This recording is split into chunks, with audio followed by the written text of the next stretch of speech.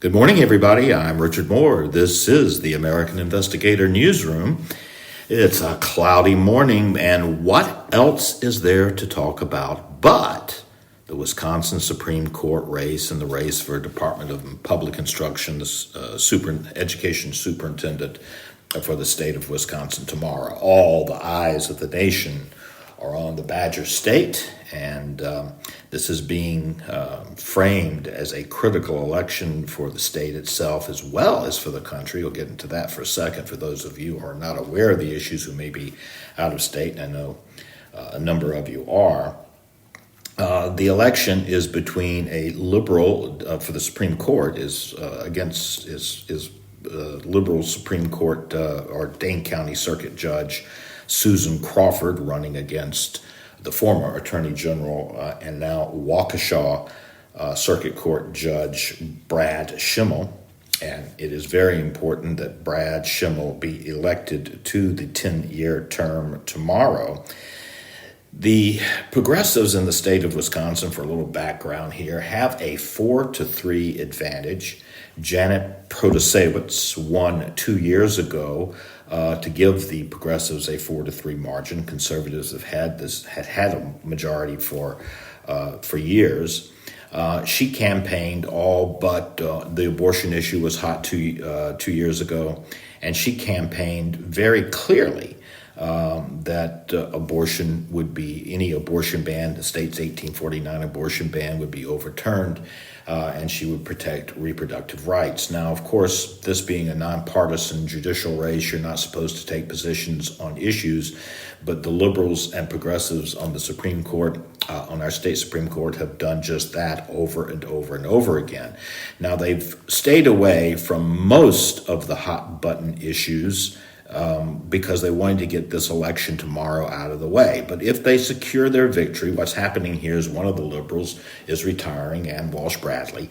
And if they secure the victory, Susan Crawford's victory tomorrow, to maintain that 4-3 lead, they're going to open the barn door. And they've all but campaigned. They've campaigned on one of the two things they're going to do is probably declare school choice unconstitutional here in the state. Of course, Wisconsin is one of two states in the country that has a very, very robust and vital school choice program. It has only recently, in the last few years, gone statewide. It's not universal school choice. It hasn't reached its full potential, but it's been a very, very important program for years now in Milwaukee, helping low-income and predominantly minority children escape the nightmare of Milwaukee public schools, and that has been a nightmare for years and years and years. And it helps them get out of that of education prison, and that's why the school choice program was created. It's empowered families. It's helped many. It should be made universal. But if Susan Crawford wins this election tomorrow, then you may as well say goodbye to school choice everywhere in the state of Wisconsin. Just as important, the justices have signaled that if Crawford wins, they are going to declare unconstitutional Scott Walker's Signature Act 10 legislation, which was enacted in 2011, which led to his recall, which he became the first governor to survive a recall. It is a very popular program. It effectively prohibits most public service workers, public employees, state public employees from collective bargaining. It really gutted the teachers union is what it did. It took power away from the teachers union, and it has saved taxpayers billions and billions of dollars as we claw back all the bloated expenditures that were going through and being controlled by the teachers union, powerful teachers union. That will go away, even though it survived numerous court challenges over the years. That is set to go away. So if you are in Wisconsin and you have not voted, please vote. It is important. And if you know somebody who is in Wisconsin, if you're out of state and you have friends or family here, you have a connection here, get them out to vote, because this race, frankly, Nobody knows how it's going to go. We have some polls out there. Some polls have seen Susan Crawford with a few points lead. Other polls have the election dead even. But nobody really knows. Janet Protasevich won by about 10 points, I think, in the spring of 23. But that was driven by abortion, and that issue has cooled. So we don't know. Either side could come away with a 2, 3, 4, even 10-point victory, or it could be right down to the wire. Remember, Donald Trump carried Wisconsin in 2016 by about 20,000 votes. He lost by about that margin in 2020, and he won by about that margin, or maybe 30,000 in 2024. So this is a real divided state. It's not really a purple state in the truest sense of the word. That's because we have a conclave of progressive liberals in Milwaukee and in Madison, and the rest of the state is pretty red. So the election is vitally important. A lot of things are riding on it. And I will just say this, that all these elections are important, particularly in a polarized nation today. But my 2 cents here is, and I don't want to downplay the urgency of getting out to vote. We really can't afford to lose this election. But it's not the end of the world if we do, because we have in Wisconsin, it'll be a setback and it'll hurt for a while, but we do have in Wisconsin the ability to amend the state constitution, to override whatever the Supreme Court might do. The state constitution, I believe, it was adopted in 1848, and I believe it's been amended 151 times with more than 200 textual modifications. So it's not like we don't amend the Constitution here in the state of Wisconsin. And what has to happen there is the governor doesn't even play a role. We have a Democratic governor, but he would be out of it. What happens is that the legislature must pass a resolution authorizing the constitutional amendment, and then it must pass again in the next consecutive session of the legislature. And when it passes 2 consecutive sessions of the legislature, it goes to the voters for ratification, and the voters will have the last say. So if they did away with school choice, if they did away with Act 10, voters can put them back in. Of course, that takes 4, 5, 6 years to do, so there'll be pain in the meantime, and we don't want to have to do that. But just a reminder that it's not the end of the world. We always live to fight on another political day. Now, for those of you who are not in Wisconsin, this race also has national implications. So you might want to get your popcorn and stay up a little later tonight and watch the returns. It has national implications because the liberals on the court, as well as Susan Crawford, say that the congressional maps that we have right now, and we have a 6-2 Republican split in our congressional delegation.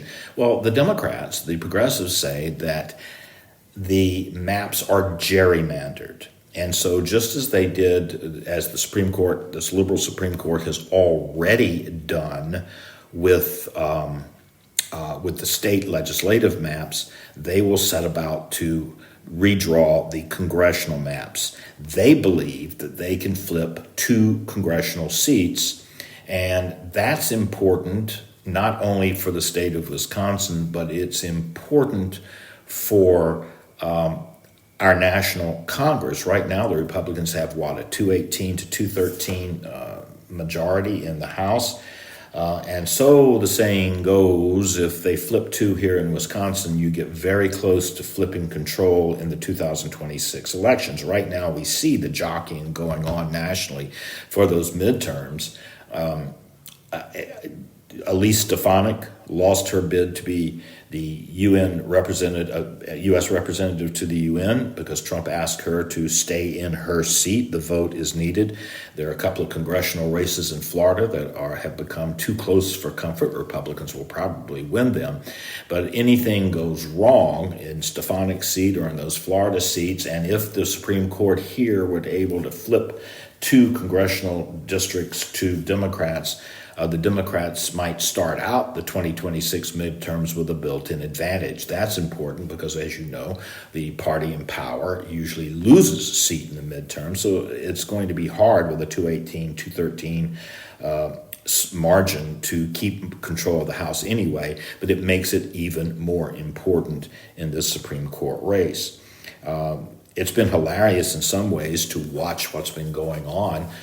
Musk was here. Elon Musk has become a campaign issue in the debate between Crawford and Schimmel. Crawford stooped down to calling Schimmel Elon Schimmel, as they've tried to paint Brad Schimmel to be a puppet of Elon Musk. So Musk has become a campaign symbol here. He was in town last night.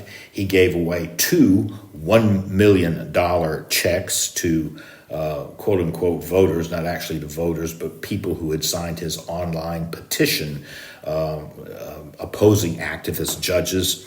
He selected longtime GOP supporters and what he calls spokesmen for the petition, and a man and a woman whose names I don't know got $1 million check last night in Green Bay. The Attorney General, Democrat Josh Kaul, had gone to court. He went to the appeals court to try to stop it, claiming Musk was buying votes and this payout was illegal. The appeals court rejected that.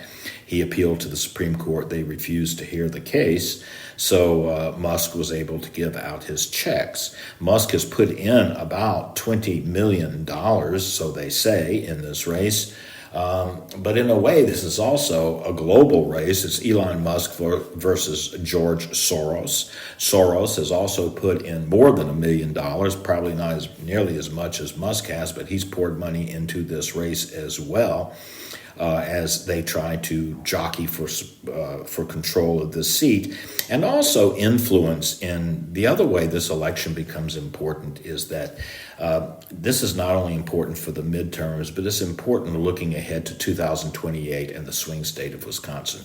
Every election matters in this state.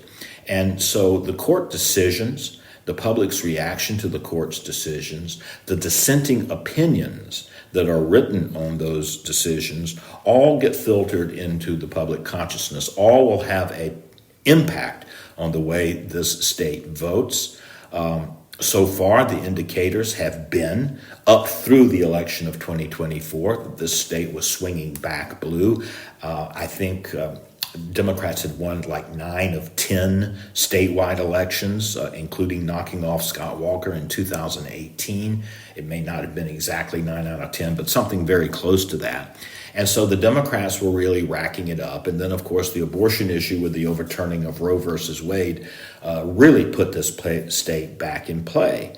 But something else happened again. COVID and the pandemic restrictions, the Biden inflation, the border, the war. Something happened along the way to 2024, and narrowly Donald Trump won this state. And the underlying poll numbers, if you look at the issues and look at the way independents were swinging in the state of Wisconsin, suggested that for the long term, Republicans were in a very, very good place in the state of Wisconsin. We'll see how that bears out tomorrow, if it shows up tomorrow, if that was just pure speculation. But it seemed like independents were trending Republican, maybe not toward the party, but as Republican voters after 2024. We'll see if that was a blip on the radar screen or not. So that's the take here. I would close by saying I don't want to neglect that there is a race for state superintendent of education. That's also very important.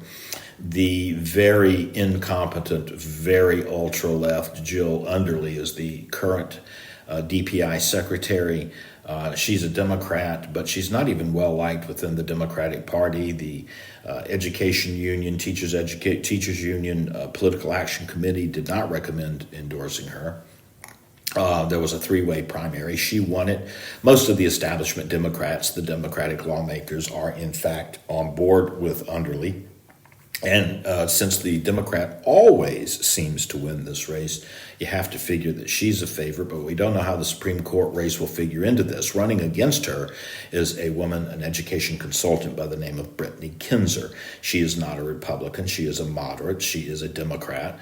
And the big but is she's very pro-school choice and very much would be a needed breath of fresh air in that DPI as we consider all the education challenges that come down the pike now. And so also, if we're overlooking what might happen if Brad Schimmel gives the conservatives a voice back on the court, or a majority back on the court, most immediately, of course, the Supreme Court will not legislate from the bench, but it might also give a boost from a public perspective, not from what the judges may do, to what we need to do next, which is universal school choice.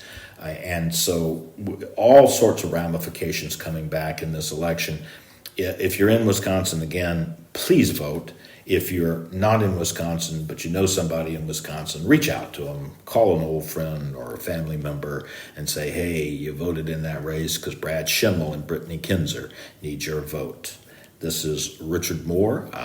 This is the American Investigator Newsroom, and we'll be back probably to look at those election results next. See you later.